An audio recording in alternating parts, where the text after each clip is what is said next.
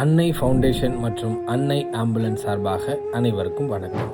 இன்று ஆகஸ்ட் 6 வியாழன்கிழமை.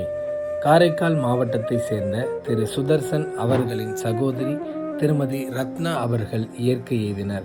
வணக்கம். எனது அக்கால் இறந்து விட்டால் சொந்த பந்தங்கள் இல்லாதனால் அன்னை ஃபவுண்டேஷன் அவர்கள் எங்களுக்கு மிகுந்த துணை நின்று அக்காவின் இறுதி சடங்கை செய்து கொடுத்தாரு. அவர்களுக்கு மிக்க நன்றி.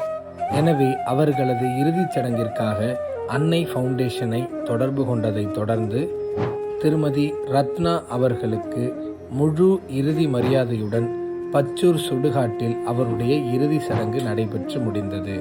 இது நம் அமைப்பின் மூலமாக நடைபெறும் 104வது இறுதி சடங்காகும்.